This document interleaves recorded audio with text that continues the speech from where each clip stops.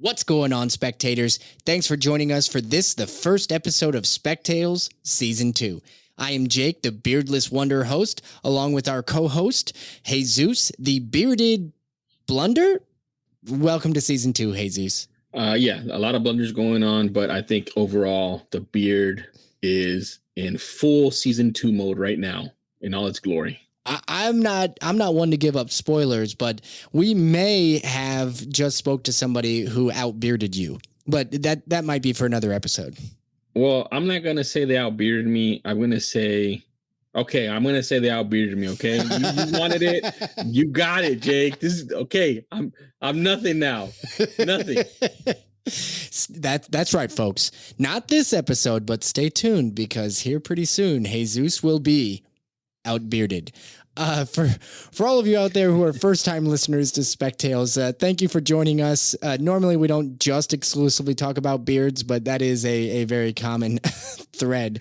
Spec Tales is a comic book podcast that has collectors and creators. What is your grail tale? Each week, we explore news stories about the comic book grails we love, the epic journeys behind how they were obtained, and how they inspired new creativity. We also dive into some comic book speculation and how, as collectors, we can help the hobby pay for itself. So this is the first episode of Season 2, and Jesús, we have said amongst ourselves that this one, we want to go bigger, we want to go bolder, we want to, we're maturing. The show is growing in age. We're becoming teenagers, right? And my voice is going to drop significantly. That's what we're doing, right? Yeah, those hormones are about to start hitting. You know, we're maturing. My voice is going to go up and down. Yeah. We think that our stuff doesn't stink as one does in that age. We're gonna have the podcast proverbial 6-pack, right? That's exactly where we're going, man. That's where we're at now. We're in the space. Explore this space, Jake. Explore it. We're in our prime.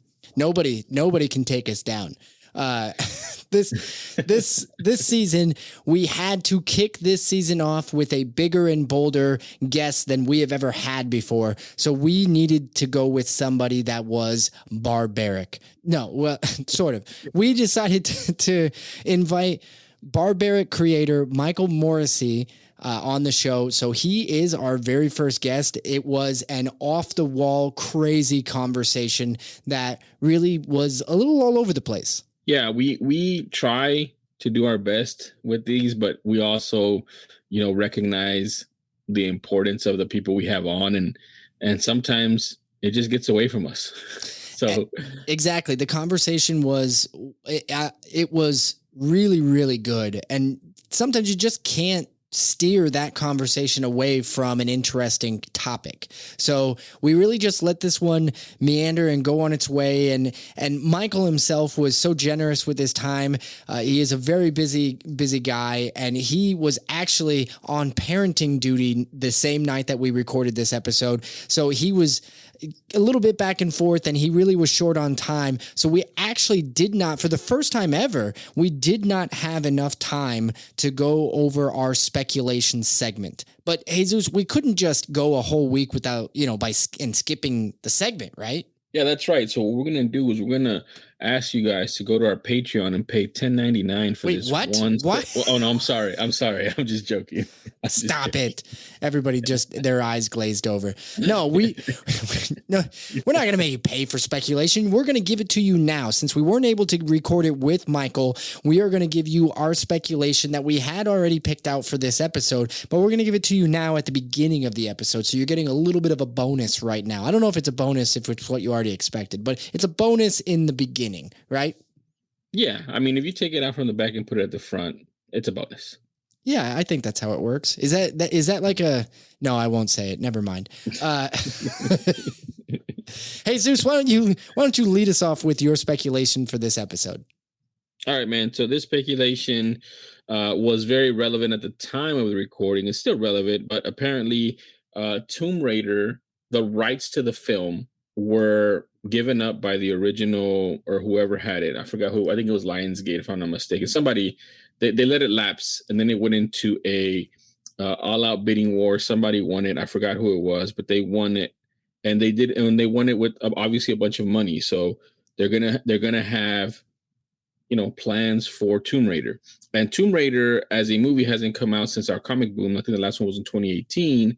So the next iteration is going to push the first appearance of Lara Croft, the Tomb Raider, up. So that book is Tomb Raider Witchblade #1 from Top Cow Entertainment from 1997, December of 1997. And it's adapted from obviously the Tomb Raider game. And it's called Tomb Raider Witchblade #1. This thing is a dollar bin book, guys. You can find this in the back bins, $5, $10, $1, depending on your LCS. And when that movie comes out, whenever that is, because obviously they invested money in the rights to it, that book is going to pop. I anticipate that book being $50 to $100. It's a strong female lead. It's a really interesting franchise that can go different ways. 2018, the 2018 Tomb Raider, I think, wasn't a bad movie. I think they were going to do a sequel to it. And it had good reviews, I believe, as well. So I definitely think that there's a lot of room for growth with that franchise. I think that's a great spec book. I also think it's one where another one of those, especially when the dollar bin books, it's a cheap bet, right? It's like the penny slots at the casino, right? Well, although this one might be a little bit, your odds might be slightly better. However, it doesn't cost you much, put the penny in, pull it down, get it, put it in a box, stack it for later. And who knows, maybe a year down the road or 2 years down the road, we'll see an announcement about them trying to, give new life to a series that honestly, I think it could be really good. Both in comics and in the movies. Like we still have yet to fill that void that was Indiana Jones, right? Tomb Raider is a new version of it, but Uncharted came out and it was okay, right? I didn't hate it. The relationship with Mark Wahlberg and Tom Holland was okay in it, but I don't know that it filled the void either. I think we're still looking for that thing. I agreed, man. And I think Indiana Jones, was very good for its time. I think obviously now with the way things are in society, it's a little bit different from stealing artifacts from places and what have you. But needless to say, there's a lot of audience there. You're talking about also National Treasure with Nicolas Cage. That was, a big hit and that's spawned true. some franchises as well. So it's there. People want to see that. They want to see the history. They want to go look at these artifacts. They want, somebody that has that knowledge and also can be an action hero at the same time. So again, I think Lara Croft is potential to fill that void is there. Absolutely. Well, then I'm going to jump into my spec for this episode, and then we'll get to the Michael Moreci conversation. Promise everybody. My spec for the episode, though, is reincarnate. Now, that's one word, but Nate is spelled N-A-T, all caps at the end of it. This is from 2016. It was published by Heavy Metal Publisher, and the storyline follows a private detective. Now you're wondering, why are you telling me that I need to get this obscure, really, really small run comic book from 2016? Well, one, it was written by our guest, Michael Moreci. Also, back in 2016, when it was published, it was also optioned. Now, it has been quite a few years, and I feel like the option has either maybe run its course or, maybe it's just gone stagnant, right? It might be just in development hell. But there is something very interesting about Michael Moreci as a writer, as a comic creator. He is also a writer and producer of a film, Revealer, which is currently on Shudder right now. And what is interesting to me about that is he is now dipping his toes into filmmaking. And if Reincarnate had buzz about it when it was originally published, this might be the type of work that he may reach back into his history and take those rights and turn it into another movie. So if it was once thought to be good enough to turn into a movie, it probably still is. And we may have an opportunity to see that. So this is one, again, this is a dollar bin book. This is one that there weren't a ton published, but if you can find a copy of it, you can get it for $3 probably online. I know that at the time we had the conversation with Michael Moreci, you had an opportunity. It's not there anymore, but it was up for $3.19 or something on eBay. I did not buy that copy. It was gone before I actually had an opportunity to. So anyway, it's a cheap book, and it is one that I think has a little bit of speculation, I guess something working for it. I'll say that. Yeah, for sure. And like you mentioned, with Michael getting into, the film side of it, and obviously, through the conversation, you guys will see he's a huge film fan, right?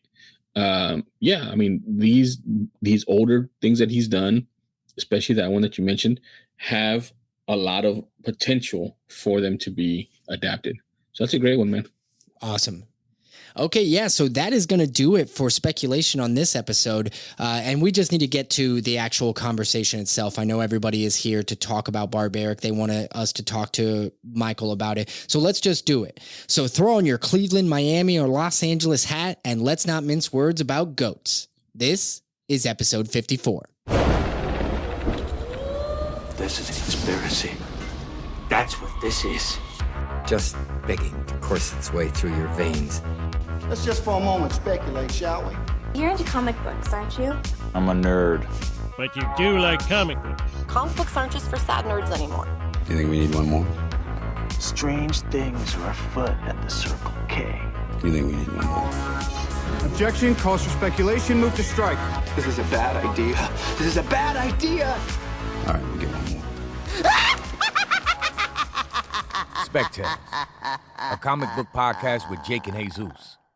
What's going on, everybody? Thanks for tuning into this episode of Spec Tales, not to be confused with the 1980s Disney adventure cartoon series, DuckTales.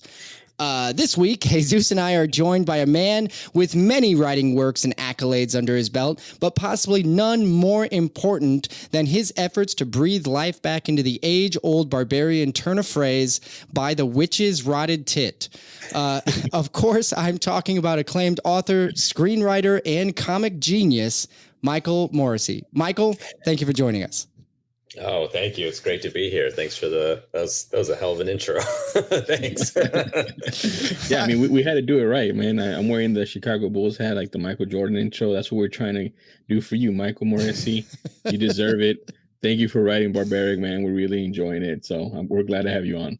Oh, thanks, man. And I appreciate the Bull stuff. I mean, I'm Chicago born and raised, so that's what I grew up on was Jordan, man. So yeah, well, that's the thing, in the 90s, everybody was from Chicago, right? I think every kid I knew growing up had a Chicago Bulls starter jacket.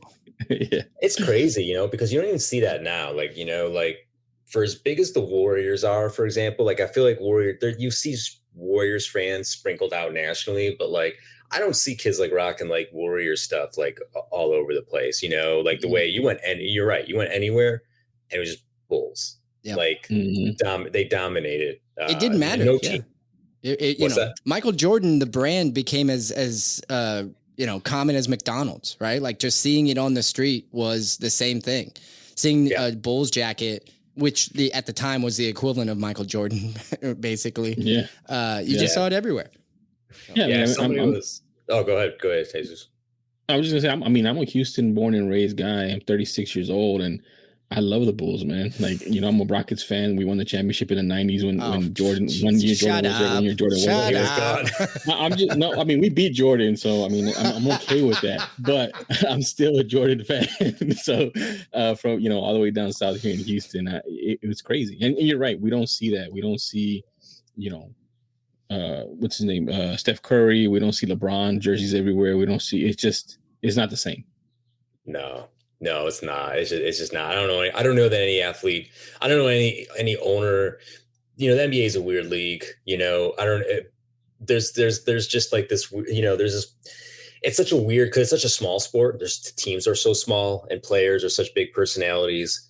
But nonetheless, the league is set up that the players still have like autonomy to some degree. That then they're there's like the union and stuff that, back and forth of like controlling them on Twitter and all their public persona, and the players came out on top. But still, there's still owners don't want a player as big as Jordan. They don't want that. That player could take over the league. That player could start his own league. Oh, nowadays, for sure. Nowadays, yeah. That's true. The league couldn't handle a Jordan right now. No, not again. And as much as I'd love for this to turn into a sports podcast, guys, I'm gonna rein us back in because we have one of our favorite writers on the show, and we're talking about Michael Jordan. I spent 40 minutes on 90s NBA. There are worse conversations. Yeah, there are worse things. Am I right, guys? Underrated. Mailman was underrated. Oh man, I hate the guy. I hate him. You have to hate him. He was amazing, him and Stockton, but I hate them both. I hate the Jazz. I'm from Nebraska. I have no allegiance. But I had talked about you have a lot of writing works and accolades under your belt, and that is not an exaggeration at all. Most recently, I mean, I could list off a ton of stuff here, and I think we're going to get into some of it, but most recently, Barbaric, we've already talked about it, the Vault comic. You dropped, so just recently you dropped Harvest Blades, the one shot, which is already out and available. But upcoming is the second arc, Axe to Grind, which Jesus and I have already luckily been able to read. Nice. So yeah, we were already talking about it. We're going to, spoiler, no spoiler. We're not going to give any spoilers out, everybody, but we are going to talk about that book here just in case, you haven't read it quite yet. But by the time this drops, it'll be about a week early, before the arc or the first issue drops. Nice. Okay. But you also did a lot of other really, really inspiring works. I'm going to immediately bring up The Plot, because I'm a big fan of that. Now that was one that you had done with multiple. There was another writer involved, correct? Yeah, Tim Daniel and I shared writing duties. Yep. Yeah. And then but also Burning Fields from 2016 and Roach Limit. As far as I know, aren't it's my Roach thing. Limit. Roach Limit. Well, you wrote it, so you can say however you want it to be pronounced. Well, I didn't make the term, so okay.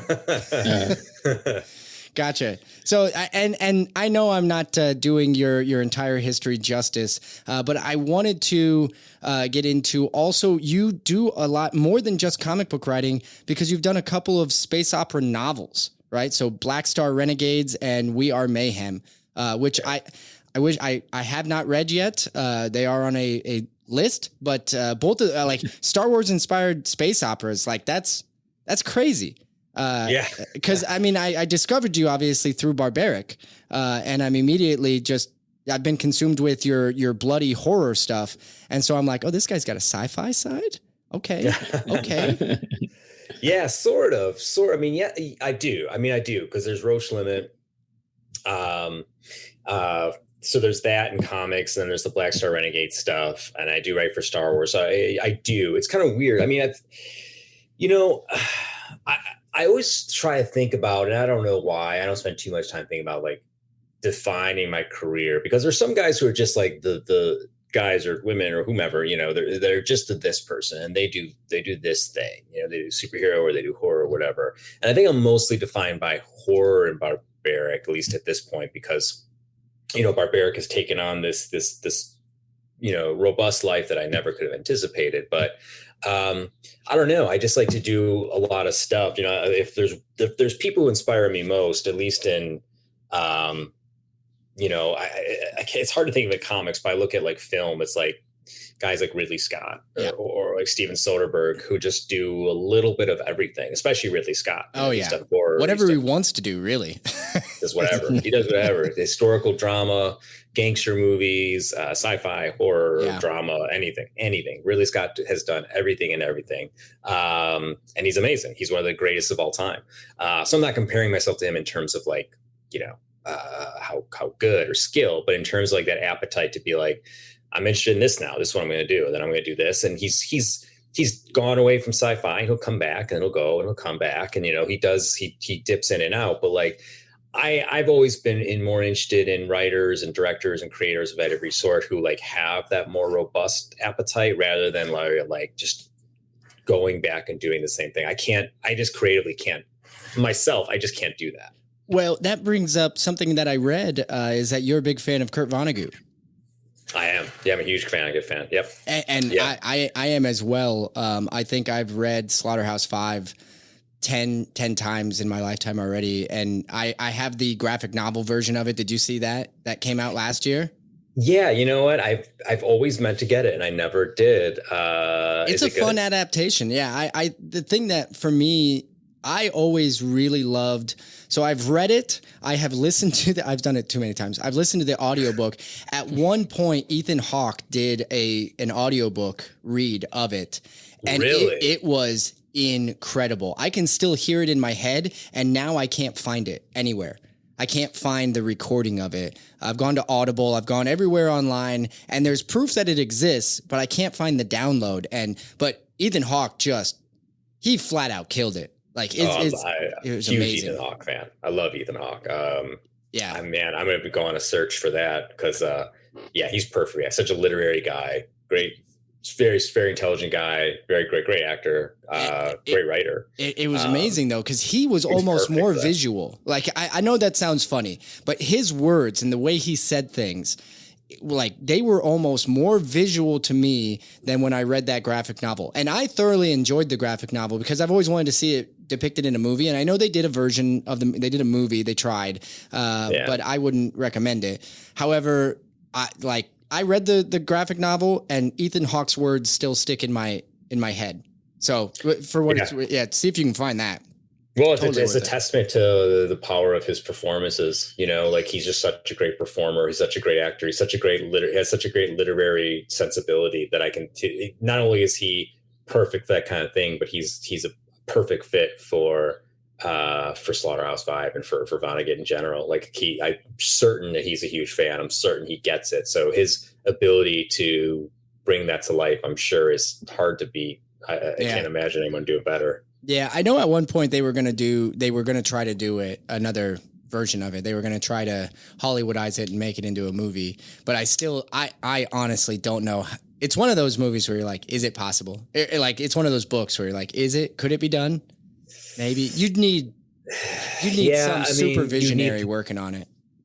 You would need, someone visionary. You need a lot of things. Because one, you need a pretty good budget. You know, it's not a cheap movie.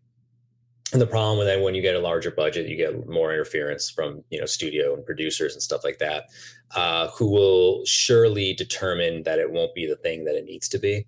So you might as well stop before you even start. Leave it what it is. Yeah. Well, I think, the talk of movies and filmmaking and things like that, we're certainly going to get into it because of your work on Revealer. But before we get into that, because that's going to be right in our first segment. And I have to apologize, Michael. We are not allowed to start our first segment until we play this.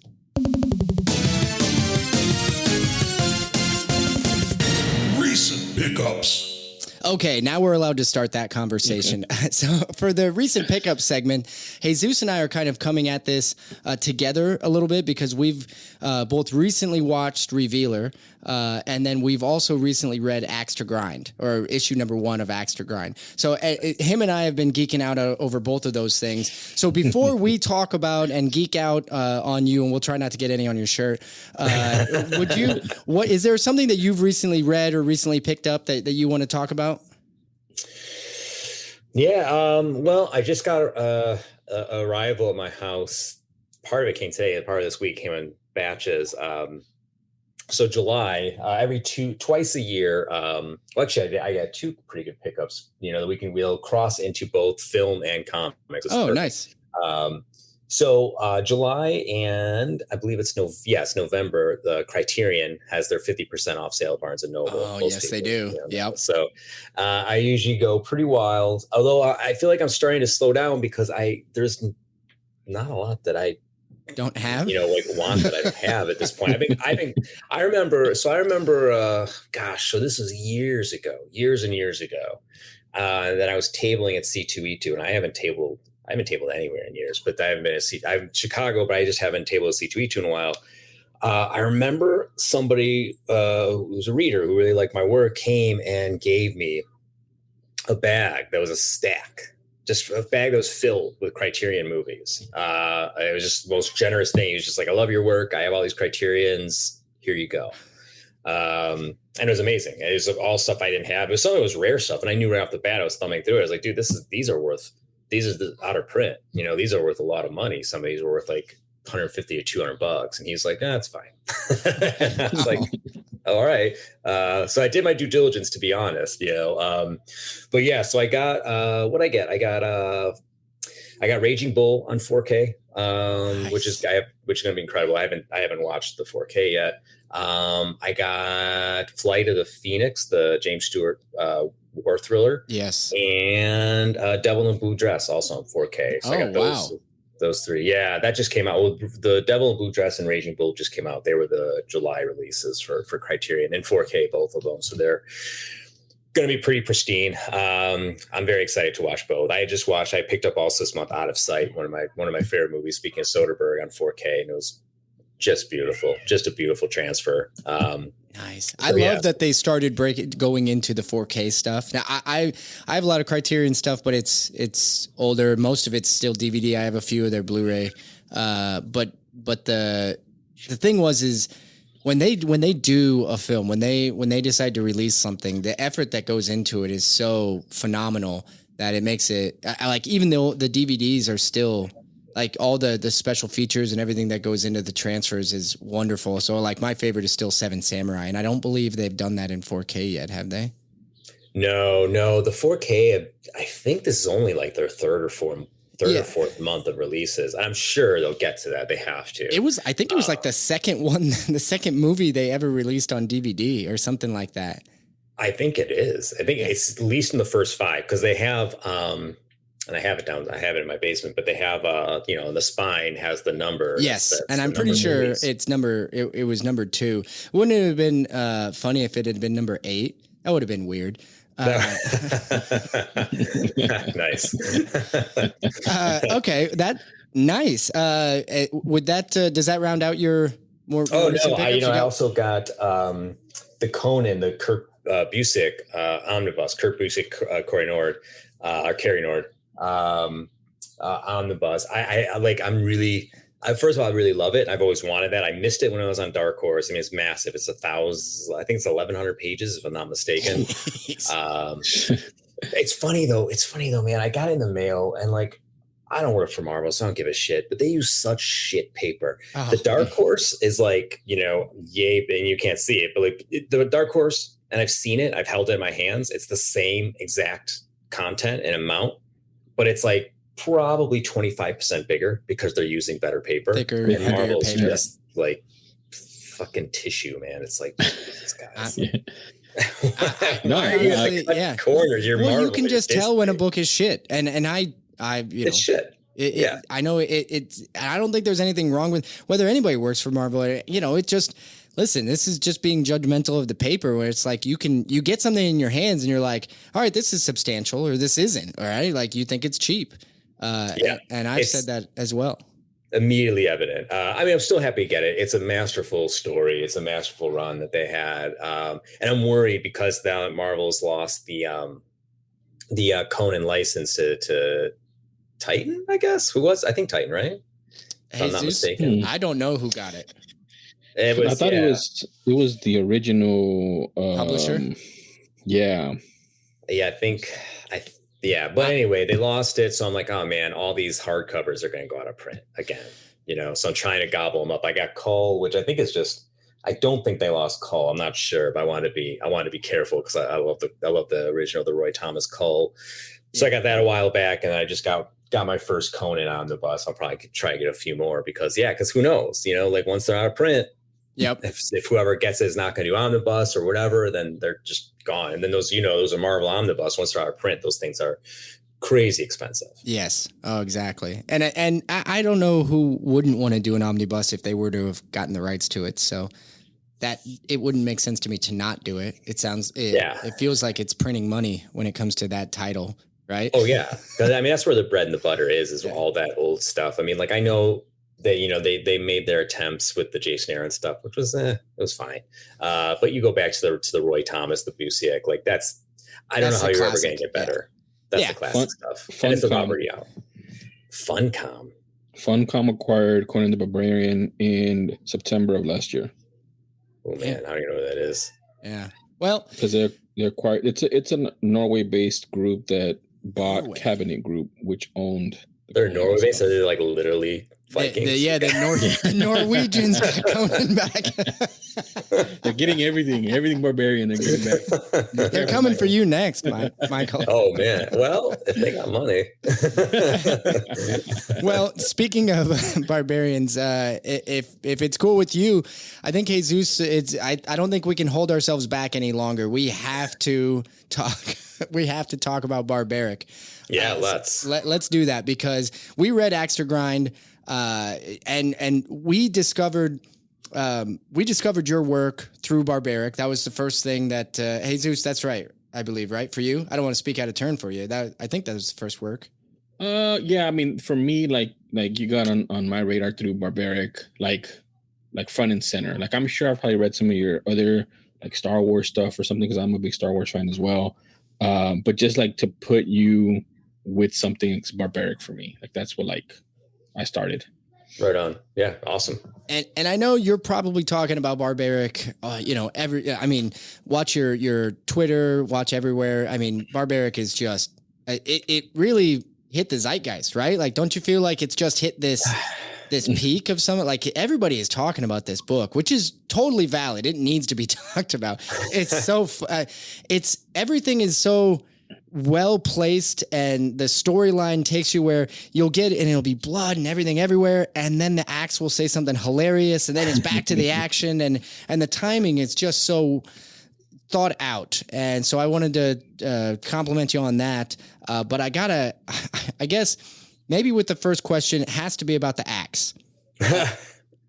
For me, Jesus, you have your own first question if you want. For me, though, with regards to the axe, and I know there was already a first arc, do you feel like there is going to be development with that character? Like, is it going to grow and change? And is that something that you thought about from the beginning, or did you just think bloodthirsty axe, this is what we're starting with?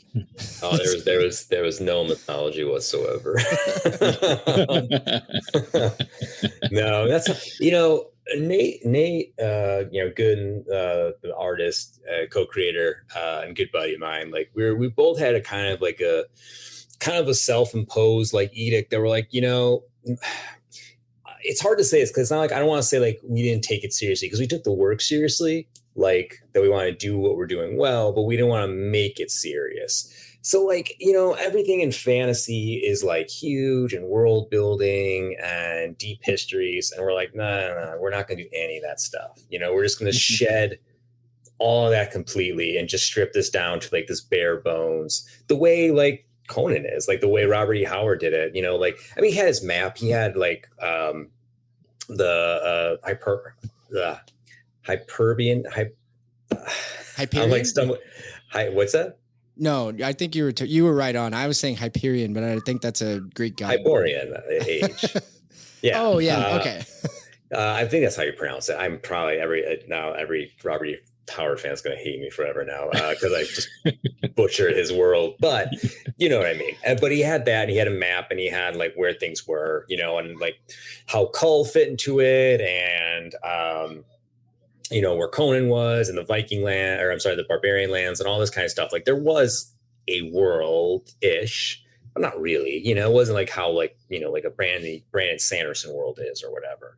So we just wanted to like not have to be married to those same rules and laws, that we even saw in like especially in comics. That's impossible to do. And people try it, and I think it's just such a bad idea. Like, I think it's just so hard to do in comics. It's so info dumpy, it's a visual medium, like it's not a text medium. It's just, you have to embrace what it is. And I don't think a fantasy novel, you can do a horror novel, so to speak, not an A to A transfer, but like you can do what people do, like what a Paul Tremblay or Stephen King, like the plot. We were trying to do like a Stephen King-ish thing, and I think you can pull it off well enough.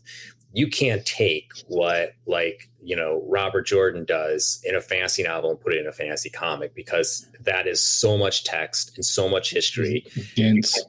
What's that? It's dense, like George R. R. Martin. You can't do that. George R. R. Martin, yeah, you can't. It's just too dense. It's not visual. It's not dramatic. Like you can dump that in text and it works. You have to still do it well. You can't do that in a comic. So like we just didn't want to go anywhere near that. So like stuff like we figure out stuff for what acts and how, because we want to take the story longer, and you can't just keep doing the same thing over and over. But even the things that we're developing in terms of like mythology and backstory, like, we're keeping it very simple. I think it's going to be surprising and different and cool and unique, but like, we don't want to laden it with like a whole bunch of like history. Like when you get there, you're just going to get there. It's like, oh, this is where X is from. That's it. Yeah. And then we want to have fun. We're like, fuck it. Like, let's just have this axe that just gets drunk on blood and see what happens. I mean, honestly, if that's if the front cover of issue number 1 would have just been the axe gets drunk on blood, like you just smear that in blood on it, like people are buying it. I'm buying it, right? Like instantly. I think that's awesome. It's one of my favorite characters. Obviously, there's a lot of really good characters and character building with Owen. And I like where this issue 1 takes the character, but I gotta say the axe really does have me laughing all the time. Awesome. Like every line, like the bad vampire blood. I didn't know blood could go bad. Like that was so many good lines. Hey, don't ruin it. Don't ruin it. Hey, no, that's not spoiler. No spoiler. There may or may not be giant vampires. Well, that's early. I think everyone's seen that by now. Yeah. Okay, good. That's one of my favorite parts. I was talking to Jake about that before we got on. Just the wordplay and just how funny it is, and the little gag with it. But to Jake's point on my first question, I have a 2-part first question. 1 part only, please. My question is, you touched on a little bit earlier that you didn't know Barbaric was going to be what it is now, or how big it is in the zeitgeist or what have you. But there has to be a point where you knew, right? Like, is it when it goes to the editor and they're like, holy shit, this is awesome? Or was it when, and I was telling Jake too, that I had seen somebody, cosplaying the axe on Twitter, and it blew up, and I was like, what is this? This axe isn't even like functional. Like, how are you going to cut something with that? Because I didn't know where it was from, and then I finally figured it out. So like, at what point were you like, oh man, this is hitting, like this is getting big?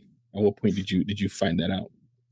When we were making it, I think we were starting to feel really confident. When Nate started turning in pages, especially, and we saw, Nate has done a lot of great work prior to Barbaric. But once we saw Barbaric, we were like, wow, like he was so into it.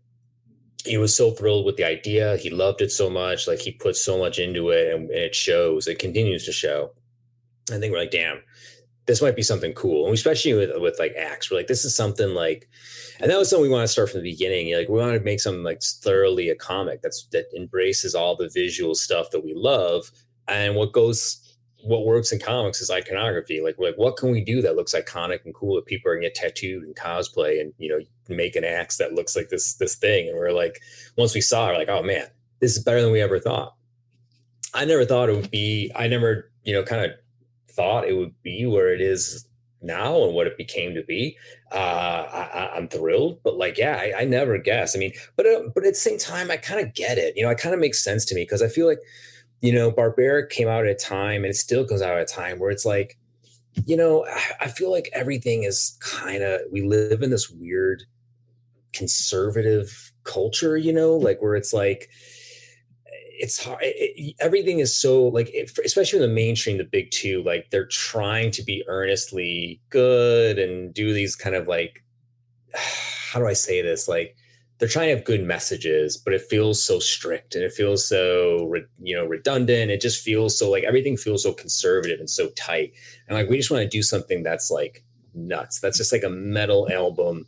That's, like if Motley Crue came and just spewed onto a comic, like that's what Barbaric is. And I think people wanted that. They just want something. It's just fun, and it's bloody, and it's stupid, and it's vile, and it's violent. And like, I think people love that, because that's what so much of the comics tradition is, and I think we've kind of forgotten that. Like, that's what I grew up on. That's the stuff I love. I love Preacher. I love Conan. I love like, this is the stuff that I love, that like is that grabs people by the lapels and, just goes all in. Comics is not TV. It's not made for 30 million or 10 million people or whatever, where you have to play it down the middle or whatever. Like, comics is supposed to be nuts. Comics is supposed to be big and bold and audacious. And I think we've lost that, So I think when that Barbaric came out, and it wasn't the plan, but when people responded the way they did, like, it was such a breath of fresh air. I started seeing people saying that, and I'm like, I get it, man. I know why, like, because I feel the same way, and that's why I made this comic.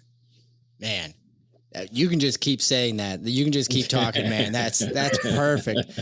I don't even know if I want to interject here, but I think I will maybe go out. No, I just want to say, Barbaric is your master of puppets. I guess so. Kind of, where you're just like, that's what's, driving Metallica, it's just like, they just want to make the metal that they didn't see being made, at a time where, like, coming out of, like, hair metals all around them, there's just rose out of a lot of stuff and, like, just blew people away. And they gave something that people wanted without knowing they wanted it. That's like you can't manufacture that. But I think that was like Barbaric. Like, people didn't know they wanted it until they saw it, like, oh, this is what I wanted all along. Yep. All right. Now, your second part. Yeah, your second part. Since Jake always likes to mess with my questions, man. Always. No, I'm just joking. So my second question is more on the craft of it with it hitting, right? Like, I always tell Jake, like, I've always, wanted to see what that feels like or how it is, but I'm also, scared of it, right? Because it's like, if I ever write something or if I ever do something in my mind, which I know is dumb, but in my mind, I want to get it all done, because that way there's no expectation. There's no, like, responsibility of, for the fandom, whatever. I already did it. I can't mess with it. But now, like, it's hitting and you're coming out with new stuff. Do you feel that? Like, do you feel, oh man, there's a fandom out there. There's a responsibility. I know, writers say, oh, I write for myself, but do you feel it different from when you were writing it at the beginning and you were getting those pages in from you said Nate, right? It's Nathan, but you call him Nate. So it's Nathan. Like, do you feel different now with the one shot and then with the Axe to Grind and with the ones that are going to be coming out going forward? Yeah, for sure. It's tough because, like, it's weird because, like, we want to keep this thing going for a long time. And now that with the success, we're lucky we can keep it going for a long time. I don't think Barbaric's going anywhere for a while. But so you find yourself when you have success in a weird position, especially in comics, where it's going to keep going. Movies just, you do a movie's done. That's it. You can't, it's not like, maybe you do a sequel, but that becomes a whole different thing. But comics just continue. And we had a long gap in which, I can talk about it in a minute. But they gave us time to, like, think about stuff. And it was like, well, you have these fans and now you have this crazy thing, which is expectations, which people want certain things from Barbaric and the same things that I want. But at the same time, like, you can't keep going back to the same well, because then it just gets stale and people will be like, well, they're just doing the same thing over and over, and you can't do that. But at the same time, you can't do something that's, like, totally different either, So you have to somehow do both at the same time. You have to, like, take what people love about Barbaric and find a way to, like, build on it. So that's what we try to do in Axe to Grind, and beyond that, even, like, we have plans, very long plans, moving forward. But yeah, I mean, you feel that pressure because that's a really tough tightrope to walk, because I get it. The same things that people love about Barbaric, I love about Barbaric too. But like we were talking about before, I'm also somebody, like we were saying, how, like, I like, Ridley Scott, someone who does something different all the time. Now, granted, I don't want to invent the wheel and do something totally different, but I can't do the same thing over and over. I get really bored, and it just doesn't interest me. So I'm like, okay, what are the things that I love about Barbaric, and what can I do to make them feel fresh and new to me? And hopefully they feel fresh and new to other people too, while still retaining the thing that, drove it in the first place. And would you say that maybe you'd mentioned the time gap between the first arc of Barbaric and Axe to Grind now, is that a part of what caused the gap? Is you were exploring other things, your desire to do more? No, not really. It like Jesus was saying, this being such a hit caught us all by surprise, to be honest. Originally, Barbaric started as a graphic novel. Like, it wasn't even going to be a single issue. It was just going to be one graphic novel. We were, me and Vault and I and Nate were experimenting with doing some sort of like, comic membership. I forget. I can't think of the term. Like, box. Like a Substack or? No, not digital. Like how you get like a Loot Crate, almost something like that. Oh, yeah. Like a subscription box. This is like right at a pandemic where everybody was trying to find solutions to do something. Yeah. Yeah. So we had this idea for Barbaric. So we're like, okay, we can do it as the graphic novel, and then we could put it in the box and it's an exclusive and this and that. And thank God we didn't do that, because that would have been like 17 people,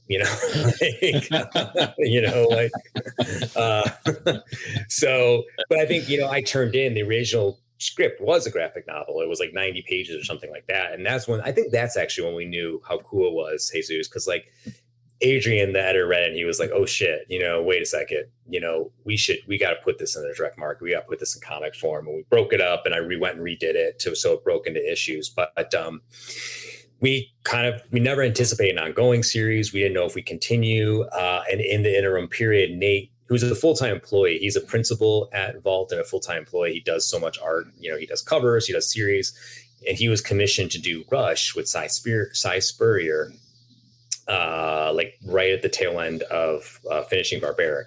So he went off and did that. And while he was just starting, Barbaric blew up. So he had to finish that obligation. Harvest Blades, we had a little bit of a problem. Artist ran into some difficulties. So Harvest Blades was supposed to come out like 2 months ago. So actually the gap should have been shorter. So we had a couple things work not in our favor, which happens, that just this is comics, that happens.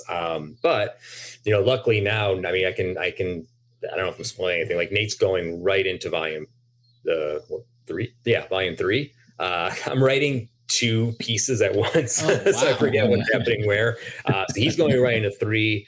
And then we have plans for 4. There is not going to be another gap like there was before. 3 is going to happen. I don't know exactly when, but it's not going to be a big delay at all. We're going to be real quick to come right into 3. Oh, that's awesome. There's awesome. There's going to be a lot of people excited to hear about that if that's not already public. So that's awesome. The other half of our recent pickup, which the first segment's going to take the whole show. But we can have a few more. I know we talk about time, but if we go like 10 more minutes. Yeah, all right. Well, thanks. So the second half of our recent pickup is Revealer, which is a Shudder original horror film that is now streaming. You were a co-writer on that with friend of the show, Tim Seeley. So Tim's great. And I guess I don't know where to start on this. Like, I guess, when did you venture into filmmaking? Like, how did that come about? So weirdly, I mean, my filmmaking history actually predates comics. Like, I went to film school, I've written scripts, I made short films. It's a long story why I didn't go into film. Basically I gave up. It's very hard, especially I was unwilling to move to LA. And, in 2023, when I was, going into doing all this film stuff, like, film was a whole different thing. We had just not gotten into that digital revolution where like kind of, and streaming, where all these things broke up the monolithic culture of LA and, this whole thing. So yeah, I mean, I've always read and loved comics, but I was originally, wanted to be a writer, director. So I had a little bit of a history. Yeah. I mean, I love film. I watch, hundreds of movies a year. I'm insane for movies. So what happened was for Revealer, and it's funny because all that stuff's totally unrelated, because that's not all that. My history in film has nothing to do with getting the Revealer gig. It's just, like, thank God I was prepared. But so the pandemic hit, and Tim and I share a mutual friend, Luke Boyce, who directed Revealer. And he has he's friends with this two producers, Sarah Sharp and Rob Stern, who are 2 of the most incredible people I've ever met. Love them dearly. They're just talented, dedicated, honest, kind, great people. And as the pandemic hit, we're a few months in, and they were looking around and they saw two things. One, that there are people that they worked with and that worked for them, because, as producers, they spearhead projects that get stuff off the ground. They're hiring gaffers, construction, craft service, all these, all kinds of people that are kind of depending on people like Sarah and Rob. Yeah. Yeah. So they're like, well, we got to get our people to work. And, this is what makes them so great, is that they care. They're like, we have to get our people working. This is putting food on the table. So they saw that, and they also saw, okay, well, the bottleneck is real for content, and all these services are going to need material. The well is going to dry, and they're going to really need material. So can we make a movie? Can we go out and make a movie and do it really safely despite the conditions? This is really early pandemic. So these conversations started like May 2020. Yeah. So Sarah reached out to Luke, and she's like, do you know anybody who can write fast, who can write good? Get us some pitches. And what that led to was it was Tim's idea.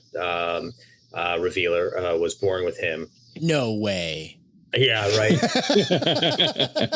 Religion and strippers. Who knew?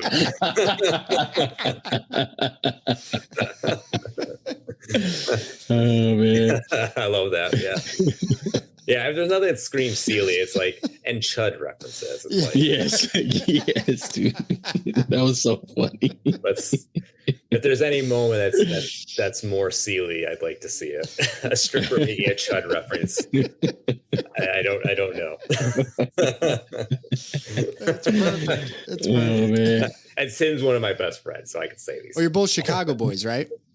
Yeah. Tim was probably like 12 minutes away from me. Nice. Yeah, we see each other. We see each other frequently. That's nice. So anyway, we pitched Revealer, and because we were given the constraints, like it has to be like one location, a handful of actors at most, and we can do it. We can work with that. And Sarah and Rob love Revealer, so we were off. We went and wrote it, and like literally 8 days was the first draft. I mean, there's been this legend that's grown. It's like we say we wrote in 8 days, and that's true. That is not a lie. But there was more drafts, Yeah. The first draft is never the one that actually goes to camera. Right. I mean, but granted, I mean, not many. Like it's still. I mean, we were like, yeah, of course. We started filming at the end of July. We started talking in May. We filmed. We were in Champaign filming this thing at the end of July. It wasn't. That is an insane turnaround. Like creation time from inception to completion. That is crazy. Incredible. And then you found the absolute perfect distributor for it. I think Shudder was the clear choice for that film. After having watched it, I've been on Shudder. I've been subscribed for like four years now. Like it was early on when they first started, simply because of all the horror movies that they had available. I'm a big horror movie fan, and that immediately when you see the trailer, and I know Shudder is doing their originals on a weekly basis, and that's something that people have started to really, rally around. It's like, their original content is becoming a cult following of its own in a way. And that's who they are. It's been fantastic. And I thought this was a great fit. I loved that I was going to ask with regards to, how you and Tim shared the relationship of writing it. And that's, was that difficult? I mean, you guys are good friends, so it sounds like that it was pretty back and forth, easy. Yeah, it was pretty simple. Like it's funny because like, other than like the Chud stuff, I don't even like remember who wrote what. There's like a few things that I can be like, oh yeah, that's Tim. I'm sure that's Tim. And it doesn't really even matter. But like, it was just about getting the job done, and we just kind of kick things back, back and forth, between us. Like I'm good at structure and organization in story and script. Not that Tim isn't, but I think it's more my strength, and his strength is more character. Yeah. So like we were able to kind of like, I kind of like focus on the outline, focused on the beats, where Tim was able to kind of fuse character, and we just kind of went, just toss it back and forth between us. wrote it out, helped each other's parts that we wrote. And then it just kind of was off to the races. I mean, it was really smooth. We just didn't, because we're such good friends and because we didn't have the luxury of time, we just had to do it in the time we had. Such a once in a lifetime opportunity, hopefully not once in a lifetime, but I'd love to do more. But that's how we were viewing it as, and we're like, we just gotta, just run and, this is the circumstances we have. So this is the circumstances we're going to use. It definitely felt like you guys had a very inherent knowledge of horror movie history, though, right? You can tell within the writing, the 80s campy horror movie was, you guys know your stuff, right? And you can see it with the, in the writing and in the creation of it and the directing as well. Yeah. I mean, that's what was our aim, the thing that we were determined from the start was despite it being the pandemic and COVID and all these really scary things, we did not want to make a pandemic movie. We're like, no, we just do not. And a lot of movies have come out and thank God we didn't do that, because those movies have aged so quickly. None of them have been, I mean, besides Host, Host was great, but that was kind of its own unique thing. It wasn't really about the pandemic so much. Mm-hmm. Mm-hmm. But those movies have not been, nobody wants to see that. No, I don't want to watch people in a pandemic, no. Or even allegorical pandemic stuff. It's no. I'm living it, man. I'm good. Yeah. I can walk outside. Yeah, right. I can go on Twitter. I'm good. So our goal was let's just do something. It was kind of a catharsis for us. We don't want to make something stupid. I think we ultimately have a point about judgment and moralism and stuff like that. But we also didn't want to do something that was we want to do something, like I said, that was cathartic for us, that we can go have fun writing it. People have fun performing it. I think Shayna and Kato and Bishop and Buzz were all awesome. And people had fun doing it. And I think it shows. I think it's a movie that people have said, and I love that has a lot of heart, has a lot of energy. And that's what we built it on, was heart and the energy of the moment. We didn't have a lot of money and we didn't have a lot of time, but we had these other things, and I think we used them well. And I don't know, I'll never stop loving the process of making it and the thing that we made, warts and all. I know it's not perfect, shit, man, we made that thing in 10 minutes. Yeah. Of course it's not perfect, but I love it for what it is. And I'm glad to see people also recognizing that and enjoying it. That's what we wanted. And Jesus and I mean, Jesus, you can disagree. You know what? You don't have to agree with me here, Jesus, but I'm going to say this. Spec Tales recommends all of our listeners, especially horror movie fans, go out and find Revealer. It's on Shudder.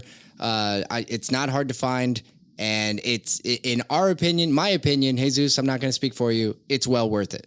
You don't have to agree with me, Jesus. You cannot agree with me in front of Michael. It's okay. No, I don't agree with you, but I also agree with you. I wholeheartedly agree, because it was a lot of fun. I enjoyed it a ton. I thought it was funny. Now talking about the Chud thing makes me laugh, because that's what I thought about whenever I heard that line in there. I was like, oh man, this is Tim right here. Yeah. So I don't know, and I liked it, but yeah, I agree. Spec Tales recommends it, guys. Go check it out for sure. Well, thank you guys. I appreciate it. Well, Michael, things, conversations, we kind of let them weave however they roam. And I don't want to overextend our time with you, but I would be remiss.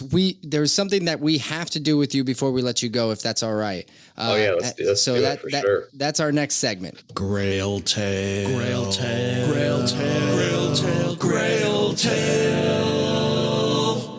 The Grail Tale segment. We can't let you go without trying to ask you what's your comic book Grail Tale? My comic book. Well, anything collectible related. Sorry, I put that. That's not a stipulation. You can say whatever you want. Oh wow. Well, I was gonna say, there's a book that I got recently. It's an illustrated book that I it's funny, the prices on this thing fluctuate like crazy, and I'm actually got to pull it out. I have it right here because I'm going to forget the name. Leonard Wolf. So it's a Dracula. It's a Dracula, the Stoker's Dracula. Yeah. Illustrated Stoker's Dracula, illustrated and annotated. Really? The annotations are fantastic. Fantastic. This is the most, and I'm a Dracula obsessive. And this is probably the best and most comprehensive historical contextual look at Dracula that I've seen. It's Leonard Wolf. It's from the 70s. It's out of print. You can't really get it. And I think actually, let me correct myself. I think you can still get the annotated version in paperback, but it's not illustrated. You have to get the hardcover from 77, I believe, 78. Jeez. Yeah. And it's, you get on eBay, and you see it from like 150, 200, or sometimes it's 75. I found a copy for like 60. And it's actually I'm trying to find it right now, actually, because that sounds like my jam. It's incredible. The illustrations are beautiful and horrifying. They're like just these like sketchy ink, very line heavy drawings that they're amazing. They're amazing. The book is incredible. I'm trying to think of like, holy grails of like, if I'm looking at like what I have, I'm still like, I need to get, I'll always regret this, that I didn't get. So I'm a huge Kirby fan. Yeah. And I have the new omnibus, the Fourth World, that they put out, the complete set of it. But they used to put them out. There's 4 hardcovers that it came out with up until recently, the last couple of years. And I have the first 3. And I have them in issues too, but I have the first 3 hardcovers. I never bought the 4th. Now it's out of print. I think you can kind of find it in paperback. I don't want the paperback. No. I need the hardcover. I need the whole set. I got to find this. I'm going to walk every time I go into a comic shop. I always look. I used to travel a lot more for comics. I used to travel a lot more in general. And I'd always go in a comic shop looking. I'm like, somebody's going to have this goddamn hardcover that I can find at a reasonable price, and I just can't do it. But yeah, I mean, the thing that I've got recently, besides like those Criterion things, and I also just got the Third Man, finally, the Criterion Third Man. I've got that. You? Yeah, the Third Man. That was another one of my first pickups. I love that movie. It's another one that I watch on a yearly basis. So. Oh, that's a valuable Criterion. That's not a print. Is it really? Yep. Oh, dude. Well, yeah. I've probably worn the hell out of the disc now. I seriously do watch it. I've got a 14-year-old son, and I showed that to him a couple years ago. And he'll be like, let's watch that one movie again, with the lime guy. And I'll be like, yeah. It's a perfect movie. Oh, yeah. If it's not the perfect movie, you show me what is. So it's really great. And we're digressing so much, but the moment where Harry Lime is revealed in the shadows, when the light turns on, the first time my son watched that a couple years ago, just watch it with somebody. You've seen it. Watch it with somebody who hasn't, because that moment, everybody's face lights up. Like, yep. Oh my God, everybody's face. If they don't light up, they don't have a pulse. That's what I'm going to say. Oh, it's 100%. And it's also one of Orson, or I shouldn't say it's one of his best quotes, because he's got a billion great quotes, but he's like, it's the greatest role I've ever played. He's like, everybody talks about me the whole time, and I'm only in it for like 9 minutes. It's totally true though. That's totally Orson Welles. That's like Orson Welles in a nutshell. He wants everyone to talk about him, and the limelight beyond him for doing as little as possible. Yep. Especially late stage Orson Welles. Yeah. Well, that's my favorite role by Orson Welles. That, and when he played Unicron in the Transformers movie. Dude, the voice of Unicron. Have you ever seen? I don't mess up the quotes, but if you can look up, if you've never seen him do interviews about Transformers and his role, and him not knowing what the fuck anything was or what he was even doing. Oh, that's it. Of course he did. Of course he did not. No, it's like I played the role of a god, and like that's. It's so Orson Welles, man. I'm gonna have to go look that up. Yeah. Oh yeah, they're great. They're great. Awesome. Okay. Well, I know we've held you over on time now, so it's been a ton of fun. We really do appreciate you coming on. This was fantastic. Honestly, for somebody whose work I loved so much, I shouldn't be surprised how amazing you are to talk to. I could probably continue the conversation for hours, but nobody wants that.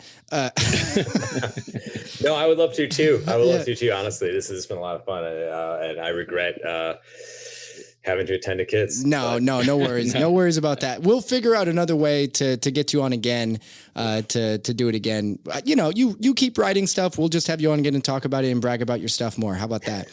Yeah, please. Whenever you want to, you have the slot again. Like, I'd love to come and chat. Like, I honestly, just let me know. Well, thank you very much. For everybody else out there listening, would you mind just tossing out where would people find you on the internet? As little as possible. But no, I'm on Instagram and Twitter at Michael Moreci. And that's it. Yeah, he's worth following on Twitter. Everybody, he's definitely worth. you toss stuff out on Twitter. It's good. All right. Well, I try to keep it interesting at least. Like, I think yesterday I was posting about Dracula. Because what else is there to do? Real quick before you go. Yeah, there is a new Dracula from a descendant of Bram Stoker that's on Zoop that's being crowdfunded. That he wrote a Dracula, and I don't know, man. It's being played up as from some of the writings and notes of Bram Stoker. It's called Dracula: The Return, Cult of the White Worm, and one of the main writers is a descendant named Dacre, Dacre Stoker. So it's called Dracula: The Return. And I had looked at it before when you mentioned you're a big fan. I was like, let's see if he knows about it. But just wanted to throw that out there before you get out. No way. I'll look that up. It's funny. I just heard today also so I tweeted about Coppola's Dracula last night because it's the 30 years old this year. Yep. Mm-hmm. Somehow. And somebody threw my way that there's and I looked at it a little bit. Oh gosh, I wrote it down. It's like, oh man. It's like Dracula Midnight Children, but it's a DRCL. So it's not any of the vowels for some reason, but it's a manga, but it's only on. It's only online. It hasn't been collected. I think it's been collected in Japan, but it hasn't been collected in the US into an edition. But I was reading it and looking at it, and it's really cool. Pretty gnarly. Really, really cool. Yeah. Right. Midnight Children. Now we've got homework too. So yeah, good. Yeah. It looks, I mean, it's one of the greatest, greatest stories ever, like there's just so much to pull from. It's funny because it's so malleable, I like personally, if you're looking at Universal movies, I like the Frankenstein original better than I like the Dracula original. But there's just so little you can do with Frankenstein. There's only so many times you can do the God creation man metaphor, and so you're like, all right. Eventually, you end up with Van Helsing and and Hugh Jackman. Yeah. So that's how did they mess that up so badly? There's video proof. If there ever was a slam dunk, we're gonna make a Van Helsing movie, he's gonna hunt the Universal monsters. You're like, wow, you got sign me up. Yeah, right. Yeah. Oh boy, what happened? But Dracula feels like you can do so much with that through the ages. There's so much you can do with Dracula. Where Frankenstein feels like so much more of and I love Frankenstein. I love him. I love the novel, but it's such a more static. It feels like more of a static character than Dracula is. It sounds like a challenge for a talented writer, doesn't it? Oh man, man! I would love to do some Dracula stuff. It makes me so jealous. The Universal horror, the original Universal monsters are my favorite things of all time. I celebrate them just all the time. And I see all these, the Invisible Man coming back and now Wolfman's coming back. And I'm like, I'm just too early in my film career to even to try to make that move. Yeah, no, that's impossible. But I'm like, 2 years. Hey, that's my dream. That's my dream is to reboot and redo some Universal monster stuff. That'd be dope. We'll start a hashtag for you. we'll Moreci vampire or something. We'll figure it out. We'll workshop it. Yeah, let's do it. All right, we definitely got to let you go. Yeah, sorry. Because your kids are going to start getting mad at me, and I just can't abide by that. So, Michael, thank you so much for joining us. It was a blast. I can't wait to talk to you again because then, we'll have you on for no reason at all. How about that? Perfect. Yeah, and then we can talk about 90s NBA. Well, no agenda, so we can just go. Yeah. Right. Oh, yeah. I almost forgot we did that. All right. Yeah. For everybody out there listening, thank you. Thank you, Michael. Thank you, everybody out there listening. And we'll be back next week. Thanks, everybody.